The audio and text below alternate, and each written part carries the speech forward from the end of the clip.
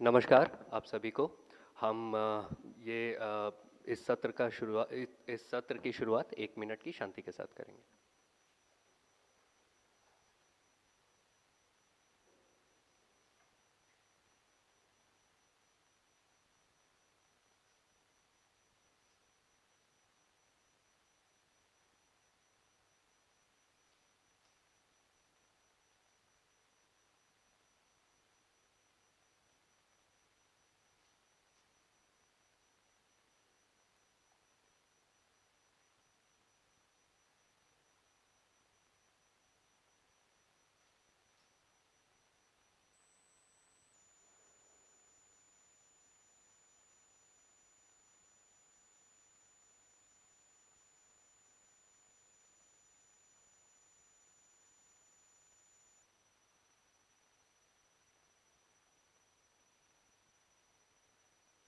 ओम। मुझे बहुत प्रसन्नता हो रही है आप सभी का स्वागत इस उद्घाटन समारोह में करते हुए। यह उद्घाटन समारोह 6 दिवसीय भारतीय भाषा महोत्सव के उपलक्ष्य पे रखा गया है और इसका आयोजन किया है centre for human sciences Rishihood university ने Bharatiya Bhasha Samiti, ministry of education, government of India के साथ मिलके। और इसमें हमारे मुख्य अतिथि हैं प्रोफेसर राजेंद्र कुमार अनायात जी, जो कि वाइस चांसलर हैं Deenbandhu Chhoturam university of science and technology Sonipat के। उनके साथ हमारे साथ हैं प्रोफेसर शोभित माथुर जी, जो कि ऑनरेबल वाइस चांसलर हैं ऋषिहुड यूनिवर्सिटी के। और हमारे साथ हैं डॉक्टर रामानंद मालवीय जी, जो कि प्रॉक्टर हैं ऋषिहुड यूनिवर्सिटी के। तो मैं आप सभी अतिथियों से अनुरोध करूंगा कि दीप प्रज्वलन के लिए कृपया आगे हैं।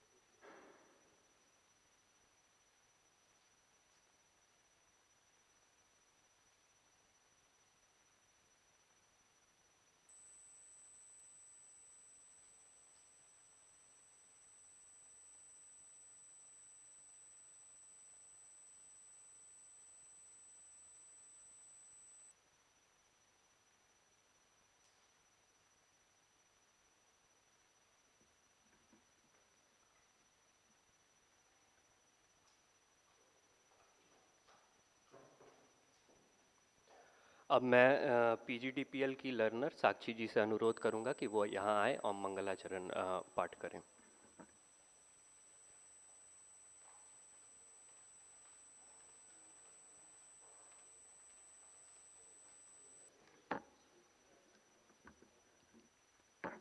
सभी से निवेदन है कि कृपया कमर गर्दन सीधी करके बैठें, अपनी आंखें सहेजता से बंद करें और भाव करें कि देवत्व का उदय हम सभी में हो रहा है।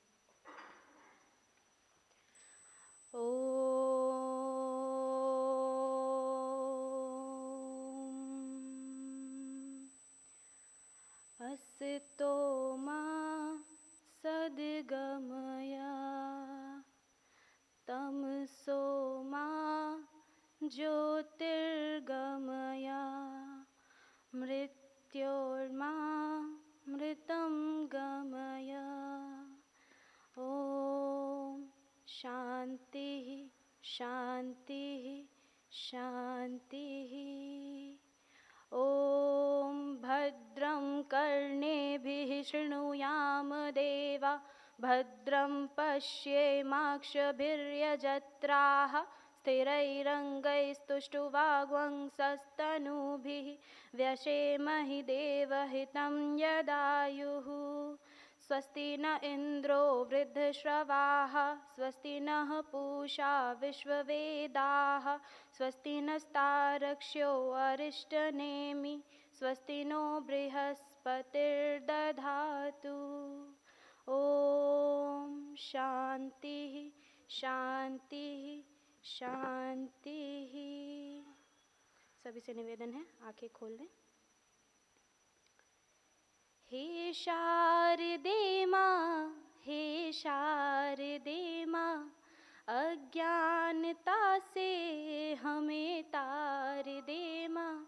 हे शारदे माँ, हे शारदे माँ, अज्ञानता से हमें तार दे माँ। तू स्वर की देवी है, संगीत तुझसे, हर शब्द तेरा है, हर गीत तुझसे। हे शारदे माँ, हे शारदे माँ, अज्ञानता से हमें तार दे माँ। हम हैं अकेले, हम हैं अधूरे, हम हैं अकेले, हम हैं अधूरे, तेरी शरण में हमें प्यार दे माँ।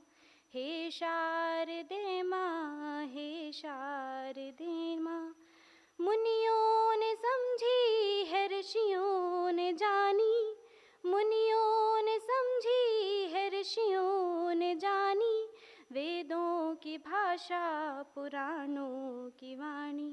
हम भी तो समझें, हम भी तो जाने, हम भी तो समझें, हम भी तो जाने, विद्या का हमको भी अधिकार दे माँ। हे शारदे माँ, हे शारदे माँ, अज्ञानता से हमें तार दे माँ।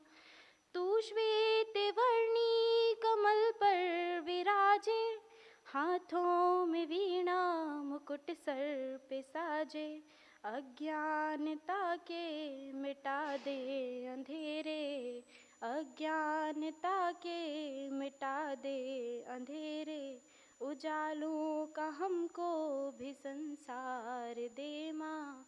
हे शारदे माँ, हे शारदे माँ, अज्ञानता से हमें तार दे माँ। ओम।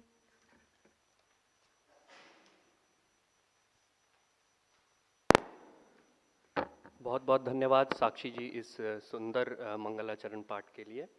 और अब मैं ऋषिहुड यूनिवर्सिटी के उपकुलपति शोभित माथुर जी से अनुरोध करूंगा कि वो हमारे मुख्य जो अतिथि हैं आज के, उनको सम्मानित करें। कृपया कृपया आगे आ जाएं सर।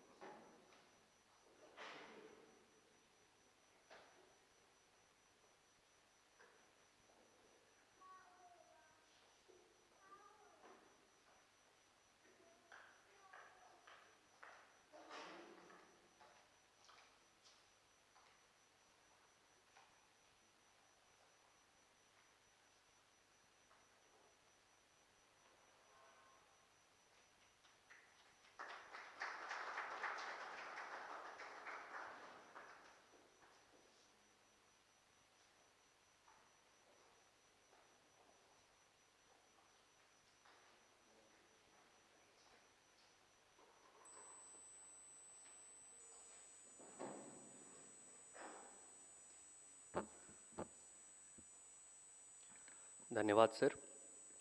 इस उद्घाटन समारोह में हमने प्रदर्शनी लगा के रखी है, जिसमें काफ़ी सारे जो दिन प्रतिदिन हम लोग उपयोग करते हैं, जिन वस्तुओं का, अपने किचन से लेके वॉशरूम तक, बेडरूम से लेके इलेक्ट्रॉनिक उपकरणों तक, सारी प्रदर्शनी यहाँ पे लगी हुई है। और सारी जो वस्तुएं हैं, उनके जो संस्कृत नाम हैं, वो उसके सामने चिन्हित किए गए हैं।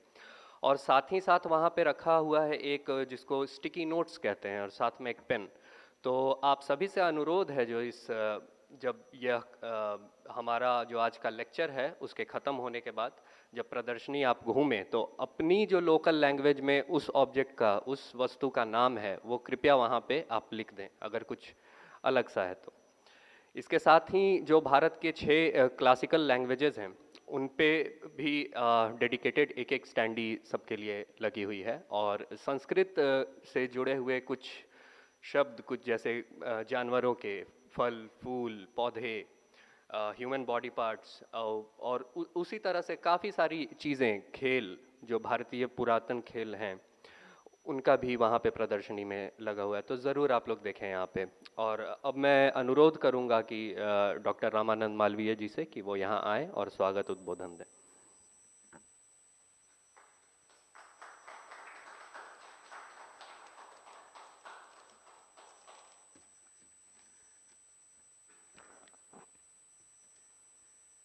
नमस्कार। आदरणीय मुख्य अतिथि professor Rajendra Kumar Anayat ji, vice chancellor Deenbandhu Chhoturam university of science and technology Sonipat, आदरणीय Shobhit Mathur sir, vice chancellor Rishihood university, प्रिय शिक्षकगण, विद्यार्थीगण, मैं यहाँ उपस्थित आप सभी का स्वागत करता हूँ। मुझे बताते हुए अत्यंत हर्ष की अनुभूति हो रही है कि भारतीय भाषा समिति, शिक्षा मंत्रालय, भारत सरकार एवं ऋषिहुड यूनिवर्सिटी एक साथ मिलकर के 6 दिवसीय कार्यशाला का 11 दिसंबर से 16 दिसंबर तक आयोजन कर रही है। इस कार्यशाला के चेयरपर्सन श्री श्याम कृष्ण शास्त्री, भारतीय भाषा समिति एवं प्रोफेसर संपदानंद मिश्रा आयोजित कर रहे हैं। जैसे हम सभी जानते हैं कि भारत एक विविधता वाला देश है, जहां देश के प्रत्येक भाग में विभिन्न भाषाओं एवं संस्कृति है, जो 28 राज्यों एवं 8 केंद्रीय शासित प्रदेशों का एक देश है, जहां प्रत्येक राज्य अपनी भाषा एवं बोली के लिए, अपनी संस्कृति विरासत के लिए प्रतिनिधित्व करती रहती है। भारतीय संविधान की 8वीं अनुसूची के अनुसार कुल 22 अनुसूचित भाषाएं हैं जो विभिन्न राज्यों में व्यापक रूप से बोली जाती हैं। भारतीय भाषा कार्यशाला में सभी अनुसूचित भाषाएं जैसे कन्नड़, कश्मीरी, कोंकणी, मराठी, मलयालम, मणिपुरी, बंगाली, बोडो, असमी, डोंगरी, गुजराती, हिंदी, उड़िया, पंजाबी, तमिल, तेलुगु इत्यादि भाषाओं में बोली जाती है। इस कार्यशाला में सभी भाषाओं में अपनी प्रतिभा और ज्ञान का प्रदर्शन दिखाने का अवसर प्रदान होगा। आप सभी लोगों को बताते हुए मुझे हर्ष हो रहा है कि जो हमारे मुख्य अतिथि जी हैं ये 8 भाषाओं के विशेषज्ञ हैं अकेले, और आप सब लोगों को ये अपनी भाषाओं से अपने प्रवचन के द्वारा संबोधित करेंगे। धन्यवाद।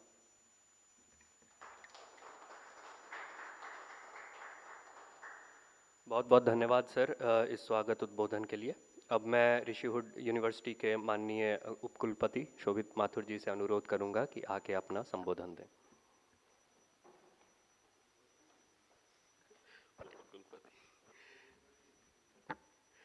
धन्यवाद नीलभ, सभी महानुभाव का स्वागत है, और जो अतिथिगण भी है सभी का स्वागत ऋषिहुड यूनिवर्सिटी में। भाषा के विषय में ऐसा मेरा बहुत ज़्यादा ज्ञान नहीं है, तो मैं सोचा कि अपने निजी अनुभव से मैं कुछ उदाहरण देना चाहता हूँ कि भाषा का क्या वैसे महत्व रहा है, जैसे मैंने समझा है। मेरी पढ़ाई IIT बॉम्बे से हुई है कंप्यूटर साइंस में। बहुत ही ऐसे कंप्यूटर साइंस IIT बॉम्बे जैसे हमें ये भी पता है कि शायद देश के टॉप जो 100 रैंक है IIT JEE के, पहले 50 सीट उसी के IIT बॉम्बे के भरते हैं। तो मैंने ये देखा था वहाँ पर जाकर कि ऑफ कोर्स पूरे देश का हाईएस्ट IQ जैसे बोलेंगे वो मेरे क्लासरूम में मेरे कोलीग्स एक तरीके से है, बट जब रैंक्स निकलते हैं उसके बाद, राइट, जो इंटरनल एग्जाम्स के बाद सभी जब इतने स्मार्ट हैं तो कुछ बच्चे फेल क्यों हो जाते हैं या पीछे क्यों रह जाते हैं, तो हमें लगता है कि इनको पढ़ाई आती नहीं है। उस समय इतनी समझ नहीं थी, बट धीरे धीरे आगे बढ़कर जब मैंने देखा, प्राइमरी डिफरेंस ये रहा है कि भाषा के कारण, क्योंकि उच्च शिक्षा अंग्रेजी माध्यम में है और कई सारे मेरे जो दोस्त हैं उन्होंने IIT JEE का एग्ज़ाम अपने रीजनल लैंग्वेजेस में दिया है, और उनके लिए इतना कठिन होता है कि अंग्रेजी में सुने, फिर अपने भाषा में मन में ट्रांसलेट करे, समझे, और फिर जब एग्ज़ाम लिखना है तो वैसे ही उल्टा प्रोसेस करना है। और अभी तक हमने इस इश्यू को सॉल्व नहीं किया है। तो उच्च शिक्षा के लिए जो भारतीय भाषाओं में होना चाहिए, जो अभी बात हो रही है, और कई सारे इसके कारण सुसाइड्स होते थे, जब हमने बाद में पहचाना कि ये कारण एक्चुअली भाषा के कारण है। और अपने अगर पब्लिक पॉलिसी की बात करें तो हायर एजुकेशन अपने भारतीय भाषाओं में क्यों नहीं हो सकता है। तो ये मेरा पहला अनुभव था भाषा का जो महत्व है। फिर मैं वहाँ से विदेश गया और यूनाइटेड स्टेट्स में जब मैं मास्टर्स कर रहा था, मैंने एक 2 महीने का ब्रेक लेकर सूरीनाम नाम का एक देश है साउथ अमेरिका में, वहाँ गया था वॉलंटियरिंग करने। कुछ लोग जानते होंगे सूरीनाम के बारे में। बहुत ही इंटरेस्टिंग देश ऐसा है कि वहाँ पर 5वीं पीढ़ी है अभी, भारतीय पीढ़ी, जो जैसे बोलते हैं ईस्टर्न यूपी बिहार उस रीजन से वहाँ पर गई है। 5वीं पीढ़ी अभी भी अपनी भाषा बात करती है सूरीनाम में। तो क्या एक वो उनको सरनामी कहते हैं, मतलब भोजपुरी अवधी उसका मिश्रण उसको। पर विदेश में जैसे कि यूनाइटेड स्टेट्स में विद इन 1 जनरेशन भाषा लुप्त हो जाती है, सभी लोग अंग्रेजी बात करना शुरू करते हैं। मेरे कई सारे जो हमारे खुद कजन्स हैं उनके बच्चे सभी लोग अंग्रेजी बात कर रहे हैं। तो ऐसा क्या रहा है इस क्षेत्र से जो लोग गए हैं 5 पीढ़ी तक अपनी भाषा को पकड़ के रखे हैं। तो मैंने पूछा ऐसा क्यों, तो उन्होंने बताया कि जब हमें लेट 1800s में यहाँ से ले गए थे एज स्लेव्स, इंडेंचर्ड लेबरर्स बोलते हैं ना, उनके पास कोई व्यक्तिगत निजी सामान वो ले जा नहीं पाए क्योंकि सभी को एक बोट पर ठूस कर ले गए थे। तो एकमात्र चीज जो वो ले जा सके यहाँ से वो तुलसी रामायण। तो तुलसी रामायण के साथ ही वो 5 पीढ़ी अभी तक, क्योंकि उनको सभी बच्चों को वो समझाना है, तो उन्होंने भाषा को जिंदा रखा है अभी तक। तो कितना एक भाषा को महत्व कितना हो सकता है कि 5वीं पीढ़ी भी अभी तुलसी रामायण पढ़ती है। आप वहाँ पर अभी मंगलवार जाएंगे तो पूरे गांव खाली होते हैं, सभी लोग मंदिरों में होते हैं और तुलसी रामायण का पाठ होता है। तो ये मेरा दूसरा एक्सपीरियंस था। और फिर अभी भी जैसे हम ऋषिहुड में पढ़ाते हैं वगैरह, तब मुझे लगता है कि क्लासरूम में कई बार जो मैंने सीखा वही अप्लाई करने के लिए, कि बच्चों में जब भी मैं बात करता हूँ तो अंग्रेजी और हिंदी का मिश्रण करते हुए बात करते हैं। कभी कभार लगता होगा कि ये क्या है, इट इज़ नॉट सोफिस्टिकेटेड ऐसे बोलते हैं, बट बच्चों का रिस्पॉन्स बिल्कुल अलग होता है जब हम कुछ शब्द हिंदी के इस्तेमाल करते हैं जब हम पढ़ा रहे हैं। इसके अलावा जब यही चीज़ अगर हमारे निजी जीवन में हमें करना है, तो मेरी बेटी यहाँ बैठी है, तो हम ये घर पर हमेशा हिंदी में ही बात करें, वो कार्टून्स देखेगी तो भी हिंदी में देखेगी, तो हमारे जो बाकी रिश्तेदार हैं उनको बहुत अजीब सा लगता है कि ये अंग्रेजी क्यों नहीं पढ़ाते अपनी बेटी, क्योंकि अंग्रेजी तो वैसे भी वो स्कूल में सीख ही लेगी, मुझे पता है। तो हर शब्द का वो हिंदी में ही बात करेगी, अंग्रेजी तो सीख ही लेगी। तो एटलीस्ट 2 भाषाएं तो हमें ठीक से आए। हम खुद अभी कोई भी उपन्यास हमारी मातृभाषा में नहीं पढ़ने लायक है, हमारी सोच ही अंग्रेजी में हो गई है। तो आज सुबह ही मैं पढ़ रहा था कि what is the language of your dreams. जब हम हमारे सपनों में कैसी कौन सी भाषा आती है, that is the language of your thinking. Primarily मेरे को लगता है जैसे जैसे बढ़ रहे हैं सभी लोग अंग्रेजी में ही सोच रहे हैं, तो उस कारण जो हमारी भारतीय भाषाओं की जो इतनी बड़ी डाइवर्सिटी है वो लुप्त हो रही है। मैं भी उसका उदाहरण हूँ। तो जितना हो सके हम इसको अगर आगे प्रोत्साहित कर बढ़ा सकते हैं, तो ये हमारे एक क्या बोल सकते हैं धरोहर है जो हम अगली पीढ़ी को दे सकते हैं। धन्यवाद।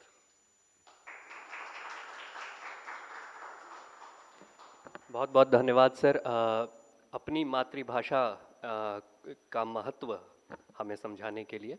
अब मैं आज के मुख्य अतिथि जी से निवेदन करूंगा कि आएं और अपना वक्तव्य यहाँ पे दें।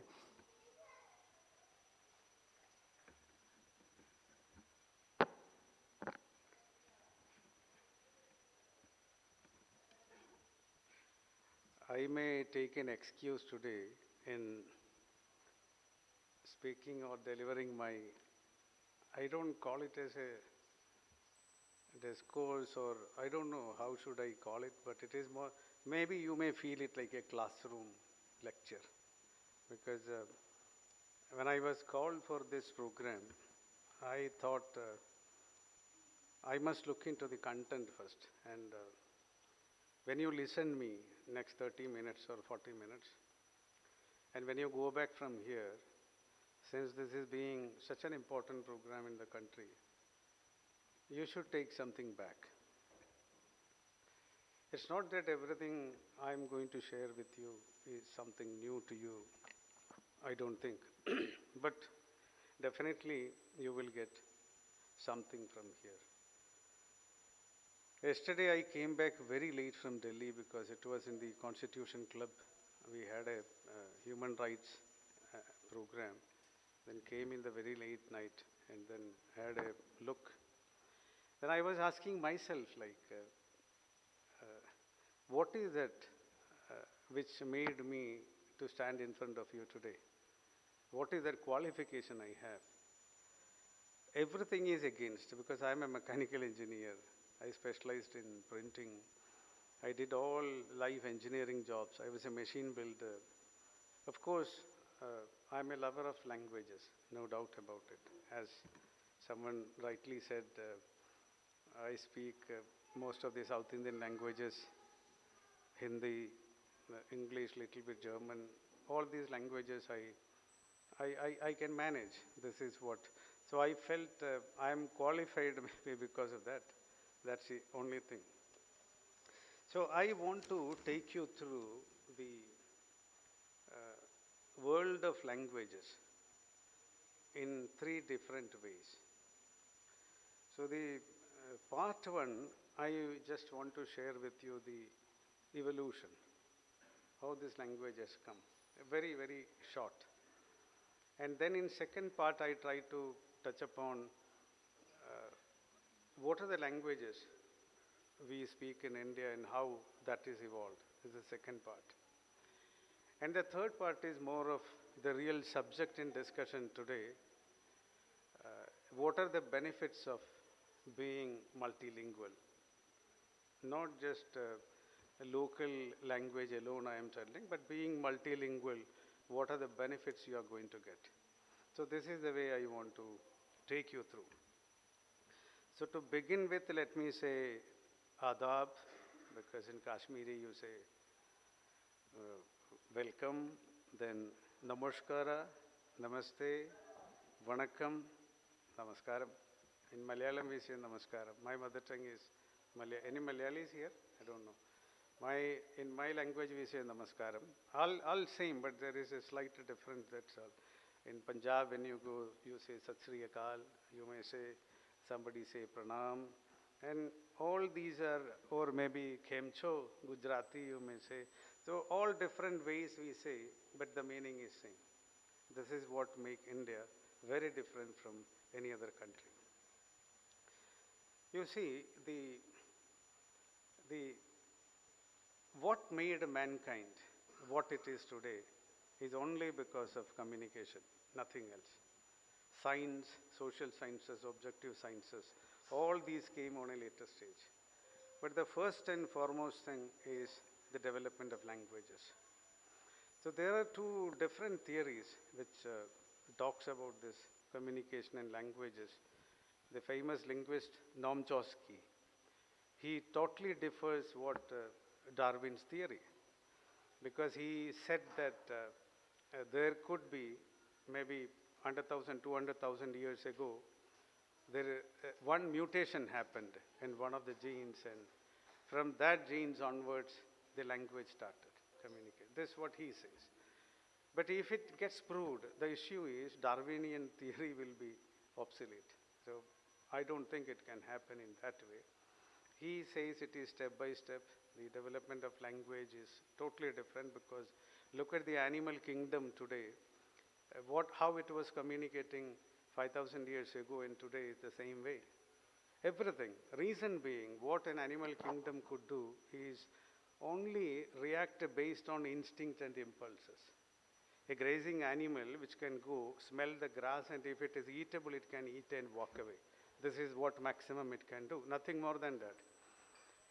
But human is totally different. It's not the way, because we have been blessed with an extra element called the intellect, buddhi. So we have a completely developed sharira mana buddhi when you take, that fully developed intellect we have. That intellect helped us to question, looking at the universe and the planet Earth, why? The same thing Newton also asked when the apple fall down, why it has come down. Everybody would have seen that. Maybe you and me would have asked, why you waste your time? My grandfather's time also it was coming down, what is there to ask? But he told it may be right, but I want to know why it is coming down. And he got into gravitational force, and that's the way the science developed. The questioning ability in every human helped us to progress. The very same thing, in the form of a communication, if you look, it started as body gestures. That was the first thing we started. And then it came to sounds like ululations on those days, what you call, more like then it came into musics and poems and all those things. And then hieroglyphics.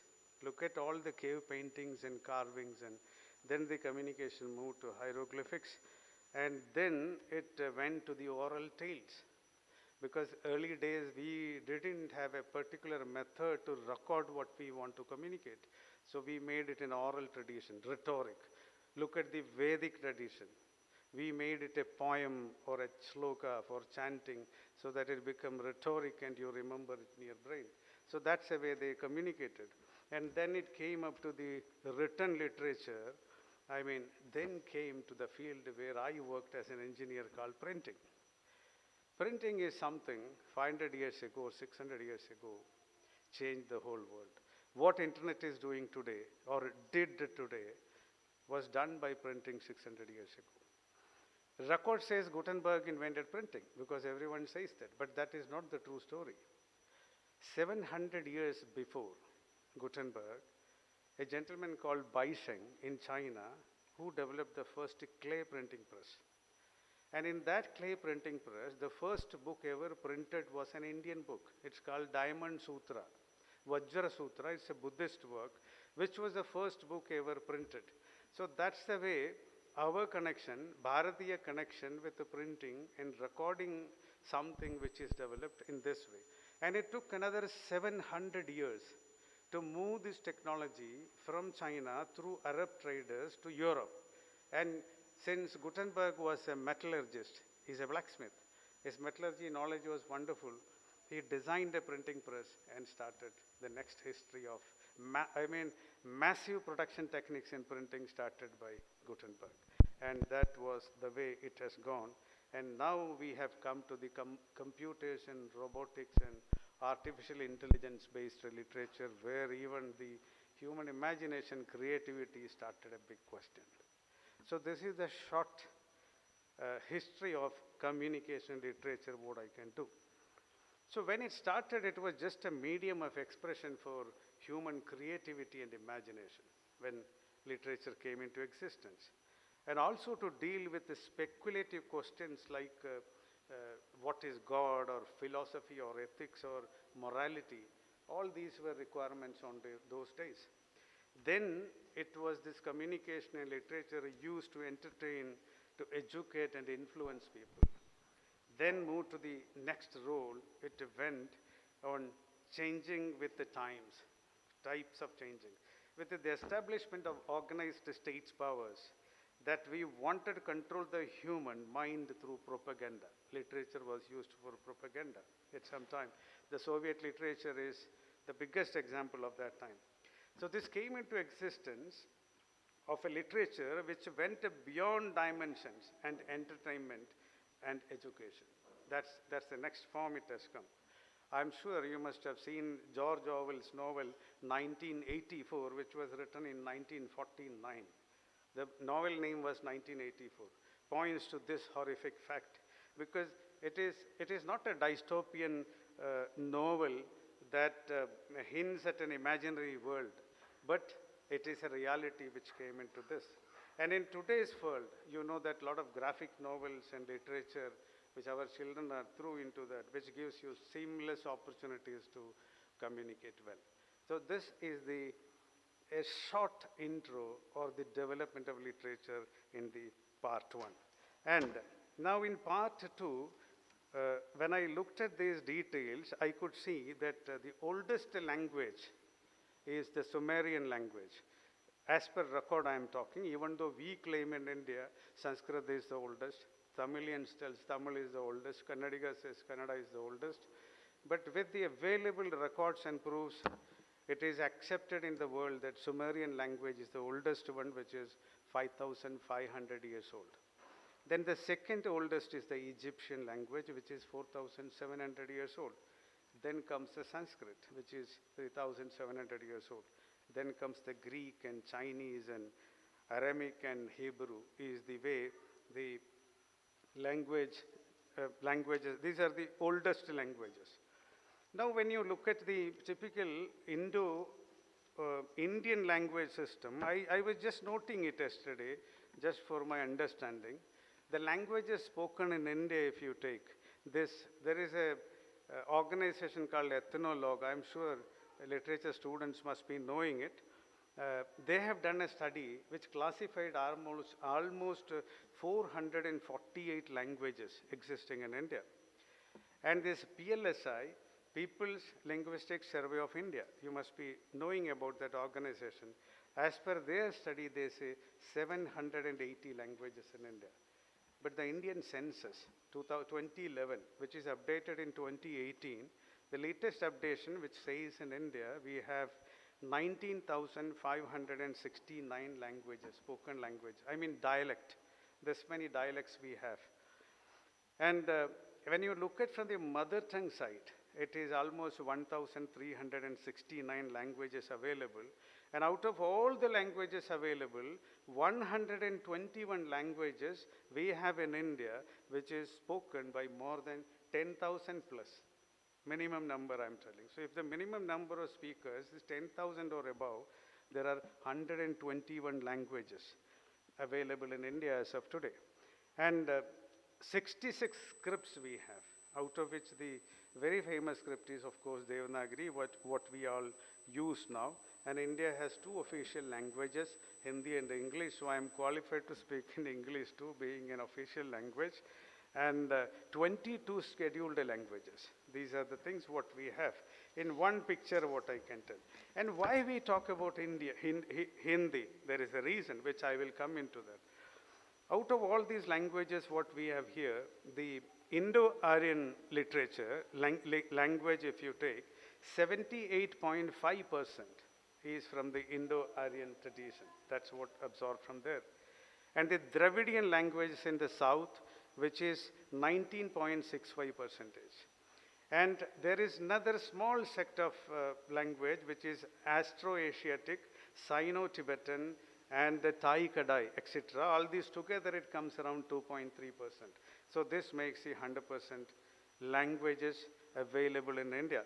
So Indo-Aryan is 78.5%. Just remember that. This is the way the distribution of languages in India. And Hindi is widely spoken, no doubt. 52.8 crore people in India can speak Hindi very well. They accept Hindi as their mother tongue too. And 43.6% consider is Hindi as their first language. I mean, complete mother tongue. Why this 52.8 is, the remaining people around, I was just looking around 13.9 crore people other than the English speaking region can handle Hindi, like me. My mother tongue is Malayalam, but I can speak Hindi. So like me as a second language or a third language, these people, they can handle Hindi. They are around 11 crores. So altogether, the percentage of people who can handle Hindi very well, which comes around 52.8%. It's a wonderful number. That's the reason why we all should promote Hindi. It's much easy. How China has become China? Because of the Mandarin. They did it. Otherwise, what they were speaking in Shanghai was totally different from Beijing.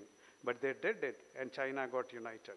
If at all you want to unite a country, I think you need to have a common language. Otherwise, we cannot have that feeling what I am speaking. If you don't understand the language in which I am speaking, that has no meaning. So almost 55% of the population can speak Hindi, and this is the only justification to spread it to the next remaining 45% in a better way, in the possible way. And another interesting fact what I want to tell you is, out of the regional languages, only one language which has really grown better than others, I'm telling, not the number I'm telling, percentage-wise, that is Punjabi. Punjabi speaking people have grown up. From 1972 to 2011, I am telling the exact number which I have. Bengali speaking people from 8.17% has gone down to 8.03. I mean 0.14% reduced. But Punjabi has gone up almost 0.17% from 2.57% to 2.74. This percentage is taken from the total population of the country. So don't confuse with the other number. Number of speakers are increased from 1973 to today. But overall population of the country and the percentage when you take, you will see this difference. Another language which has gone down is Malayalam. it has gone down. The lowest, 1.12% has gone down, speaking people. Urdu also 1.03 has gone down. Marathi speakers are 2 times increased. And when it comes to English, there are only 2.6 lakh people in India. Out of the 138 crore people, only 2.6 lakh people consider English as their mother tongue or a first language to communicate. But still most of the communication happens in English in India. Why it is so, what changes we need to make, we have to think all those things. So, but what it says is almost 10% of the population in India can easily handle English, whether they speak it or not. So that makes around 15% of the total population. So this is the way the Indian language is distributed and spoken and evolved in India. This is my second part, what I want to tell you. Now I want to come to the third part. That is, what are the benefits of knowing a language? If you don't learn a language, what will happen? All these are questions which we should know. Everyone asks me why you should read a novel. What is the purpose? Better physics, I know there is a purpose. But what you do with a novel? Whether you read it or not, what will happen? I can tell you, this is something which every individual should understand. Reason being, you have a very small time in your life. You yourself can never take to another position to understand how others feel. The typical altruistic feeling in you, or if you want to know what is altruism, without literature you can't do that. For example, when I read Anna Karenina, maybe I may, a model, a person like Anna Karenina in my normal life I may not like. But when I read that novel, or when I read a similar novel, maybe another example I can tell you, suppose I want to know the life of a prostitute, how can I know it?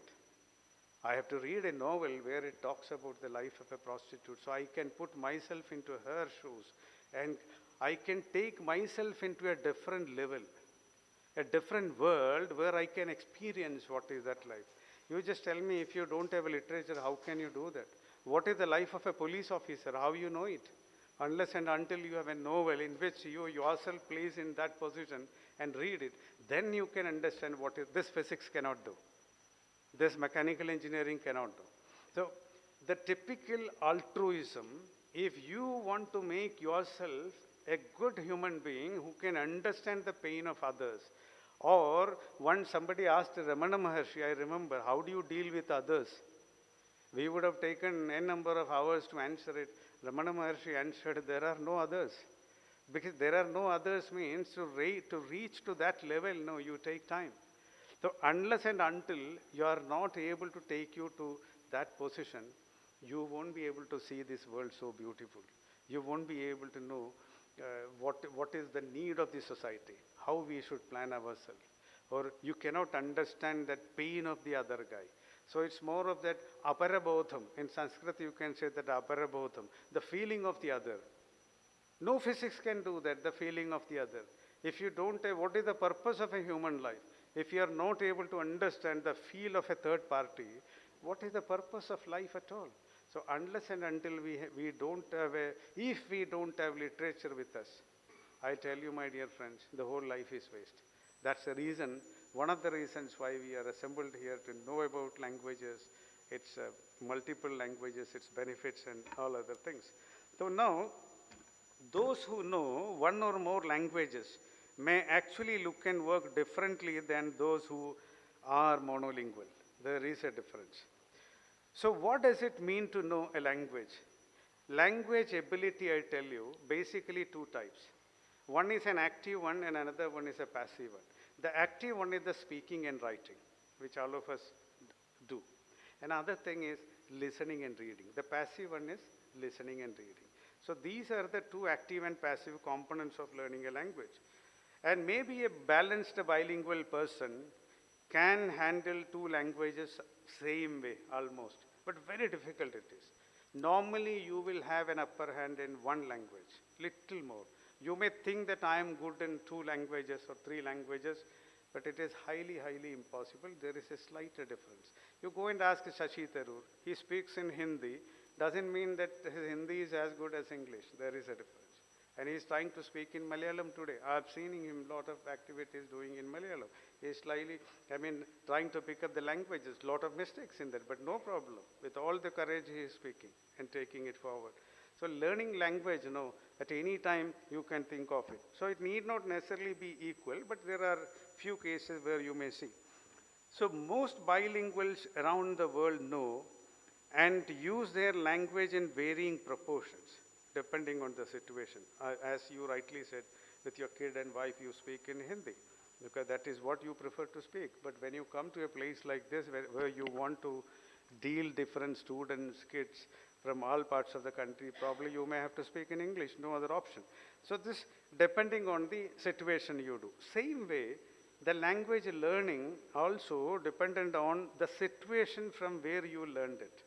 So from this situation, how you learn, it can be classified in the, I am talking about the typical linguistic theories I am telling, in which 3 types of people, they learn languages in bilingual or multilingual. Number 1 is the compound bilingual. It is more like an additive bilingual, you can say. It means, suppose you are shifting from here, Murthal to America tomorrow. You have a small child with you. The way how she is going to learn a language, English there, and your Hindi at home is called a compound language, bilingual learning, because she uses single technology to learn both. She don't need 2 different coding for that. A single coding will help her to grasp both languages, and it naturally happens. And that naturalization of English of this kind of kids, when they are small, move to some other place, it just happens, and it's difficult for you to make out. When you listen Rishi Sunak, without his photograph and video, you always feel he is a typical Brit. There is no difference. But when you look at his face, you will find out, oh, he could be an Asian, Indian or Pakistani, or I don't know, whatever, or a African, whatever it is. So this feel you get only when you see, because he is a compound bilingual guy. He speaks Hindi too. He can speak a little bit Punjabi. So this kind of people are called the compound bilingual learners. The second type is called coordinate bilingual people. I am a coordinate bilingual. Reason being, I did my schooling in my local language called Malayalam. And then I moved to Pune to do my engineering, where I did my engineering. And that time, as you rightly said, everything was coming in English and it was flying above my head.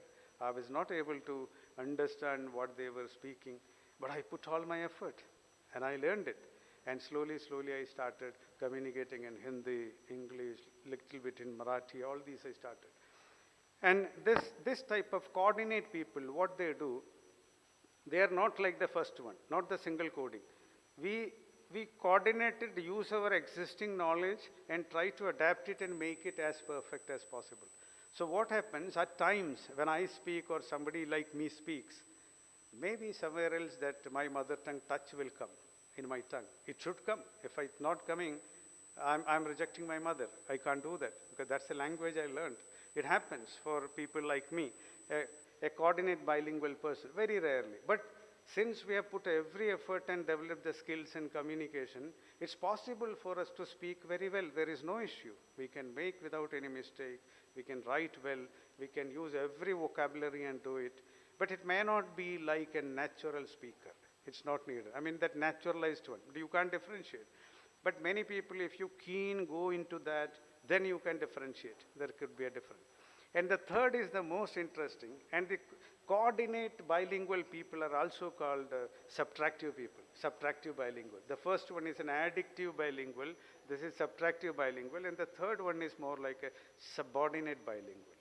The subordinate bilingual is like my parents. Suppose I am bringing my parents to US or here. I don't think they can learn anything new because everything is already filled in their brain. And they try to learn. Of course, they will understand. But they have to filter it through their language which is already there. So that filtering process happens in the brain. So the influence of that language will happen. Need not necessarily be an old man to do this. Don't think so. Even youngsters, it happens. I was just noting a typical example while I was dealing with my own students in the campus. When my students comes to me, they tell me, sir, I want to give my examination. मैंने सोचा वो क्या sentence बात करता है, मुझे I want to give examination. Then मैंने देखा हिंदी में ऐसा सोचता है मुझे एग्जाम देने का है. I have to take my examination. The correct English could be, I want to take an examination, but it is not the mistake of this guy because he's a coordinate bilingual. He is thinking in Hindi. Hindi में ऐसा ही बात करता है, sir मुझे exam देने का है. Exam देने का then he tried to translate it. Translating में क्या होता है? I want to give examination. So I'm just telling a small example. So this is the way it happens with the coordinate people. Now I want to know another thing. Maybe a coordinate linguist like me, I may try to act as if I also speak like a natural thing and all. But somewhere it comes out, as you rightly said. In the dream, no, the real language comes. There is a Birbal story, you must be knowing that. Many of you must be knowing that because there was a very great linguist came into the court and he can speak n number of languages and they were not able to make out what was his mother tongue. Everyone tried, failed. So Akbar told Birbal to find out. I will give you 24 hours, find out what is his mother tongue. He don't know what to do. So he was thinking, how can I make out? Because pronunciation, accent, everything just like natural guy. Not able to find out what is his mother tongue. So what he did when he was coming out, he took some water and splashed. The moment he splashed the water, he said, "Arey Saleh." First reaction comes from within. Waha acting nahi chalega. It just comes from inside. This is what happens with the coordinate bilingual people. So he bola, "Saleh, tumhara mother tongue mujhe pata ho gaya." So this is what it may be just a story, but this is what it happens. So this is very important in this.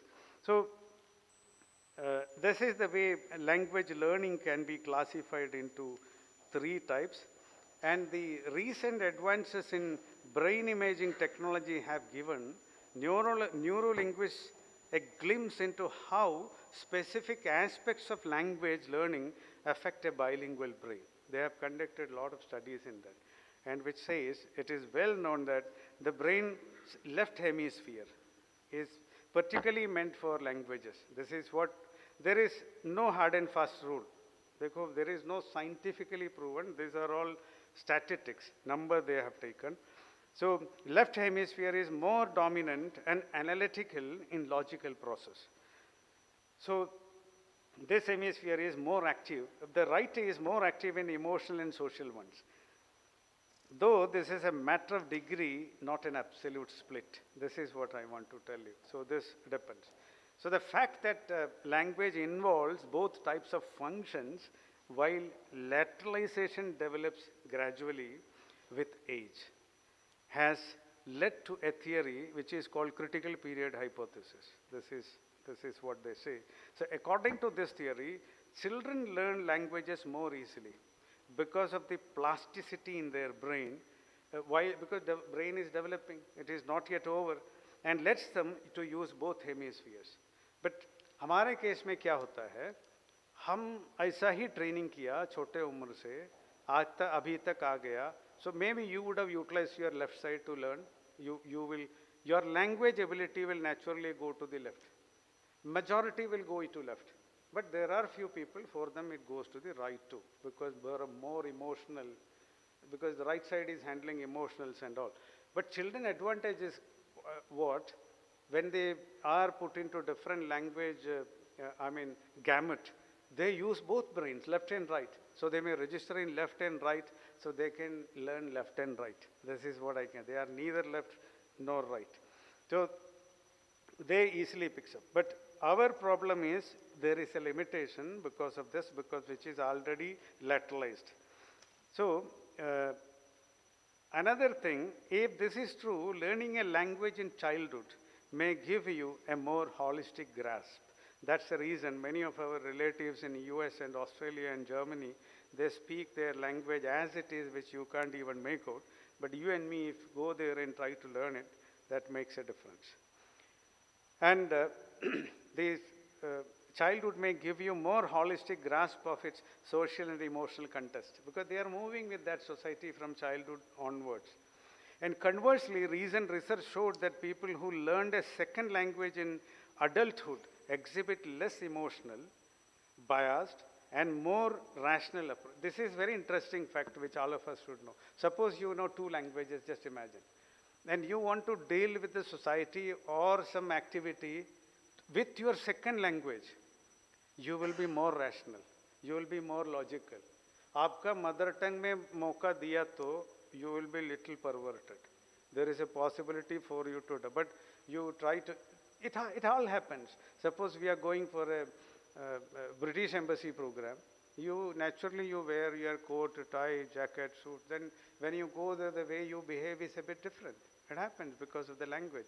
So the second language, what you are going to deal with a problem, you will be more logical, rational. It's a proven fact in the research.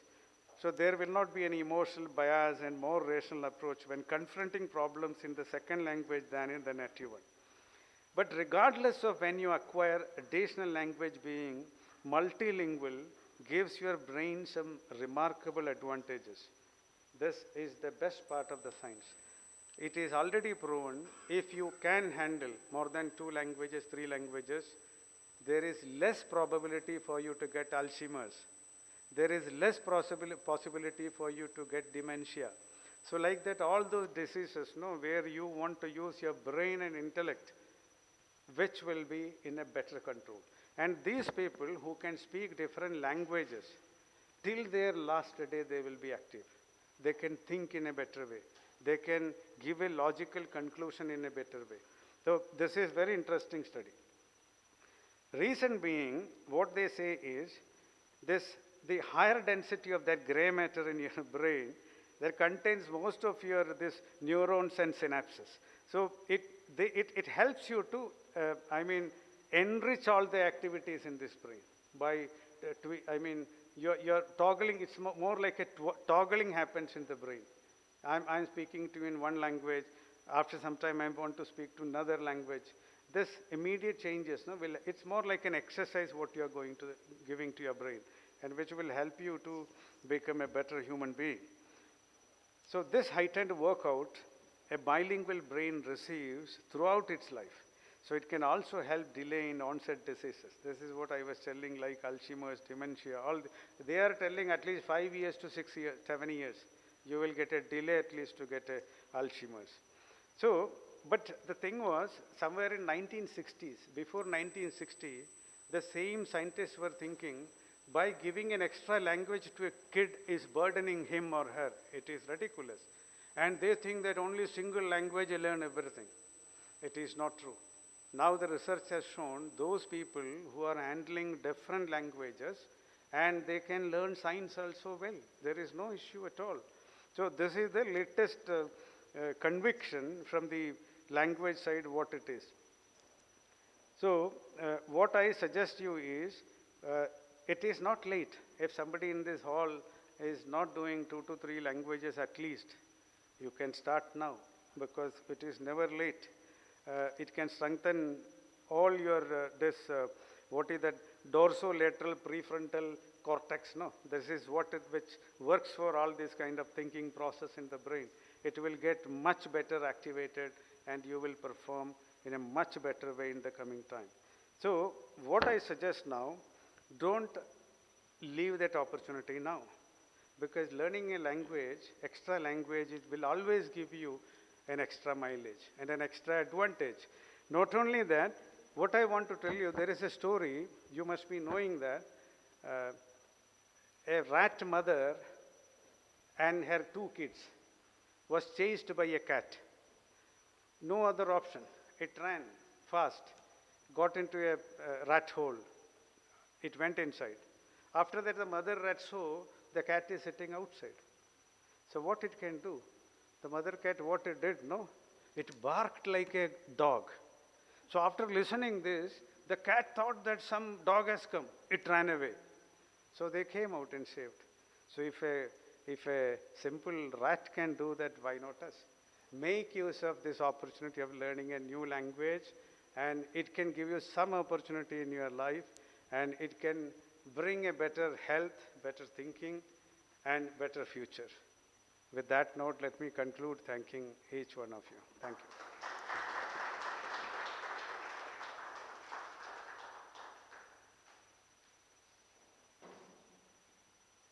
बहुत बहुत धन्यवाद sir इस सुंदर उद्बोधन को देने के लिए। अब मैं अपने श्रोताओं से यहाँ जो बैठे हुए हैं उनसे अनुरोध करूँगा कि अगर उनके कोई प्रश्न हैं जो सर से पूछना चाहते हैं तो वो पूछ सकते हैं।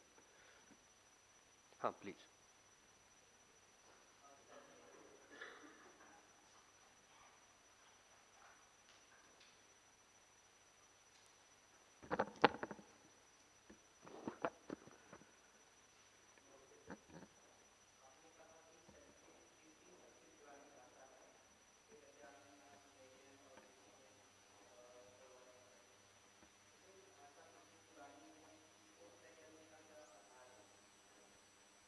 ये देखो, ये there are two different organizations. They are looking for actual proof. So with the existing actual proof, if you, now the Tamil language is claiming, they have recently got a, what is that, stone inscription, with the Pali and Tamil. So they say that it is older than Sanskrit. So I cannot answer this. I am not a language expert to answer this. But as per I took this data from Oxford University. They have a linguistic department which has given, they have taken all the what data available. With that they told the oldest is Sumerian. This is what the data, what they have. So I just dependent on the data what is given in Oxford, that's all.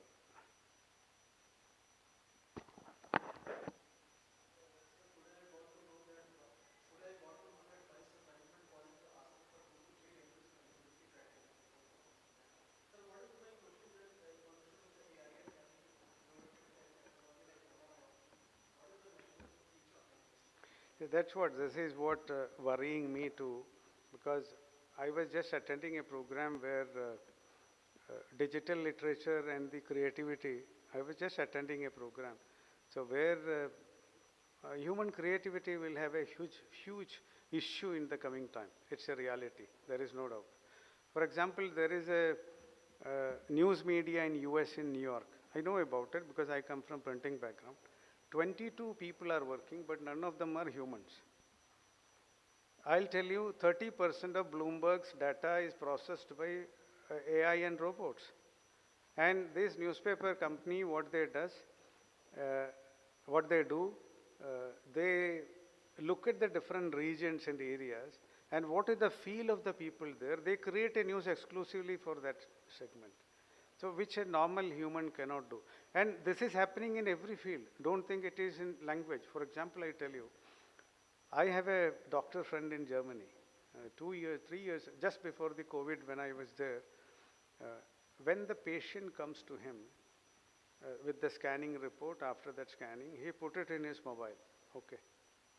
Somewhere in cloud, some website they have, and he do the primary investigation of the patient.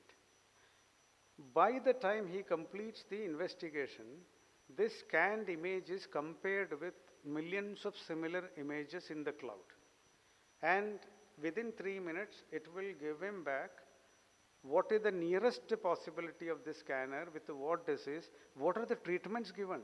That too in tropical country, what treatment give. In Iceland, what was the treatment, and what was the recovery rate.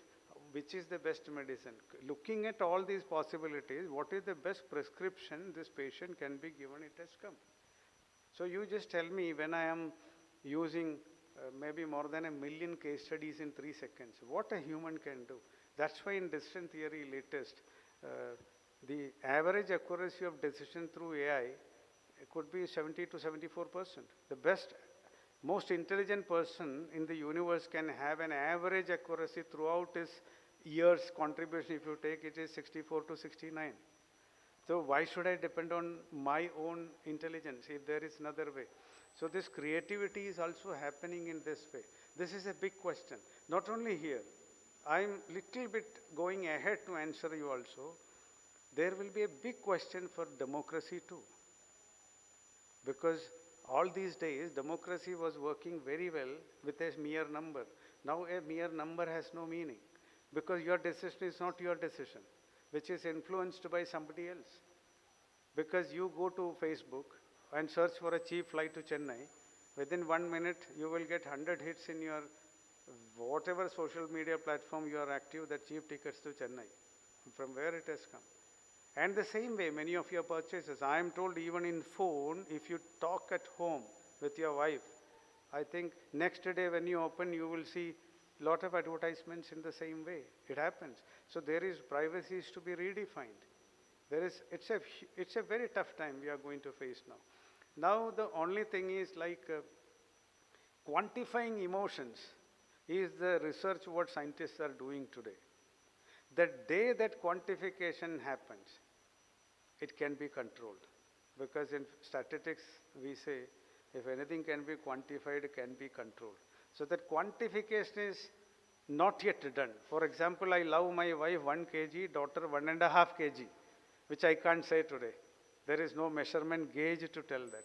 So that day a unit comes to measure this and quantify it, probably we may have to rethink in a different way. But I believe by the time human brain is much more intelligent and very intuitive, I think it will come up with some other component which can overcome this and which can perform in a better way. So the human creativity completely topsiding, I don't think it can happen all of a sudden. We may get some more time, at least in your and my life it will not happen. This is what I believe.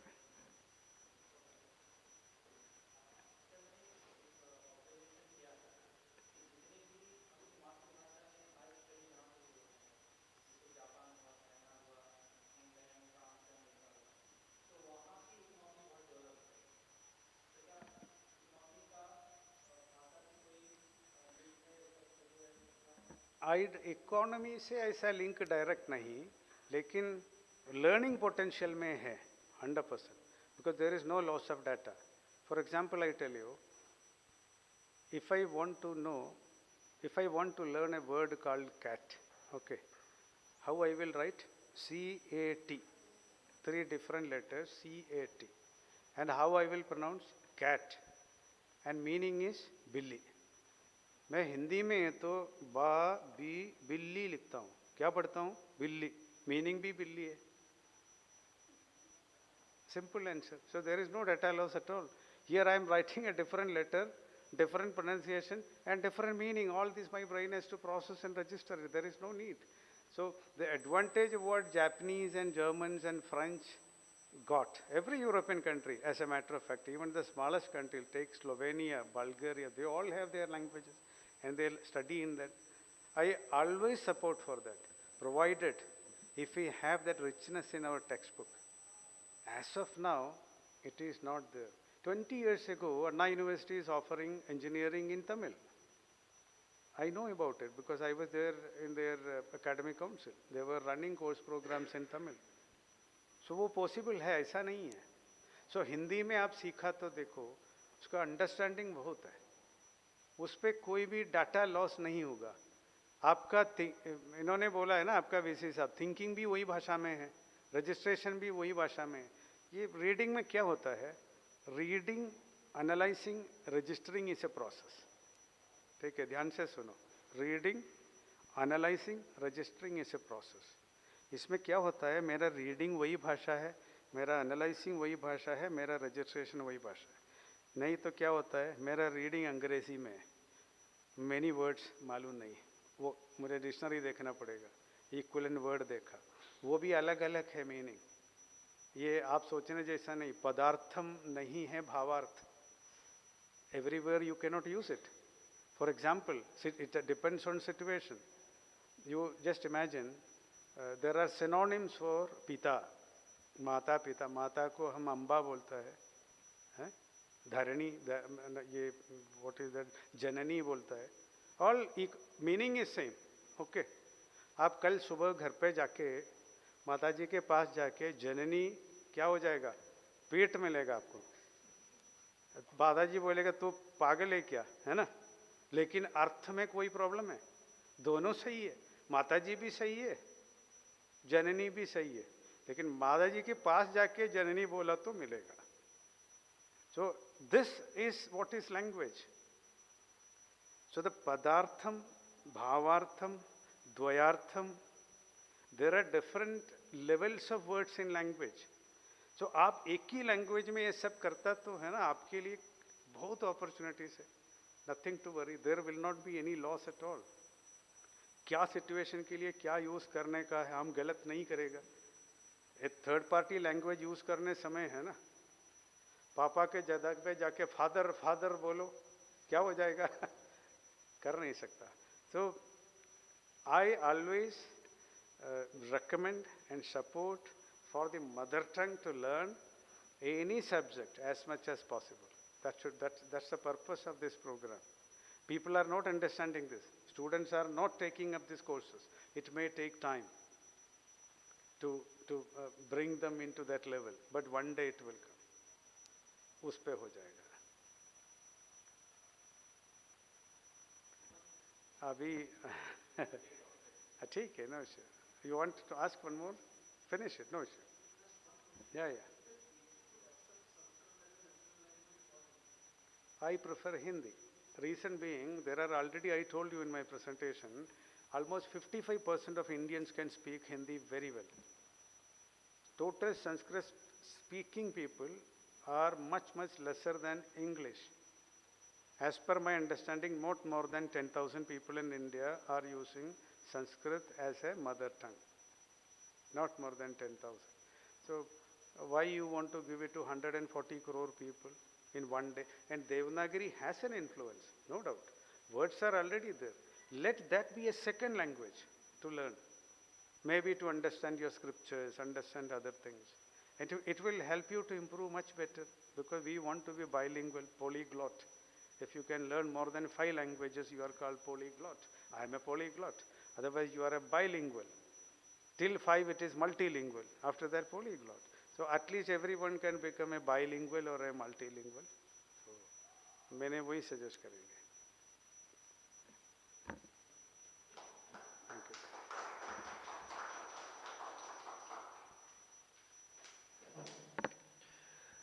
बहुत बहुत धन्यवाद sir हमारे प्रश्नों का उत्तर देने के लिए. और आगे बढ़ते हुए अब मैं फिर से आपको धन्यवाद देना चाहूँगा कि आपने अपना कीमती समय निकाला और हमारे पास आए. और एक बात जो मेरे स्मरण में हमेशा रहेगी, मुझे याद रहेगी, जो आपने कहा ऑल्ट्रुइज्म से जिस तरह से आपने साहित्य को जोड़ा कि दूसरों के जीवन को हम समझ सकते हैं, और फिर कैसे ये जो जीवन दर्शन है कि सभी का भला हो, तो जब तक हम दूसरों को समझेंगे नहीं वो भला नहीं हो पाएगा. तो ये काफ़ी अच्छा विचार मुझे लगा सर. और मैं शोभित जी का धन्यवाद देना चाहूँगा. आप हमेशा हमें आपका मार्गदर्शन मिलते रहा. मालवीय जी जिन्होंने हमारी सारी सहायता की इन सब कुछ को ऑर्गेनाइज करने के लिए और प्लान करने के लिए. प्रोफेसर संपदानंद मिश्रा जी जो कि कन्वीनर हैं इस 6 दिन के इवेंट के, किसी कारणवश वो यहाँ नहीं है, लेकिन जो आखिरी भाग है इस 6 दिवसीय कार्यक्रम का, जो 2 दिन का नेशनल सेमिनार है, उसमें वो उपस्थित रहेंगे. प्रोफेसर भक्ति देवी जी यहाँ आने के लिए अपने छात्रों के साथ. सारे श्रोताओं का भी मैं धन्यवाद देना चाहता हूँ यहाँ आने के लिए. भारतीय भाषा समिति, भारत सरकार और मिनिस्ट्री ऑफ एजुकेशन का मैं धन्यवाद देना चाहता हूँ जिन्होंने इसको पॉसिबल बनाया, कि उनके बिना ये संभव नहीं हो पाता ये होना. और मैं बाकी आप सभी से अनुरोध करूँगा कि इस प्रदर्शनी को आप लोग देखें, और जो ऑब्जेक्ट्स हैं उसके सामने जो स्टिकी नोट्स हैं उस पे जो आपको लगता है कि आपकी मातृभाषा में उसको कुछ अलग कहते हैं वो लिखें. और यहाँ एक वाइट बोर्ड है, ये आपके सिग्नेचर्स के लिए. आप अपनी मातृभाषा में वहाँ मार्कर्स रखे हुए हैं, उससे कृपया यहाँ पे सिग्नेचर करें. तो बहुत बहुत धन्यवाद आप सभी का यहाँ आने के लिए जी. और हम लोग 1 मिनट की शांति के साथ इसका अंत करेंगे.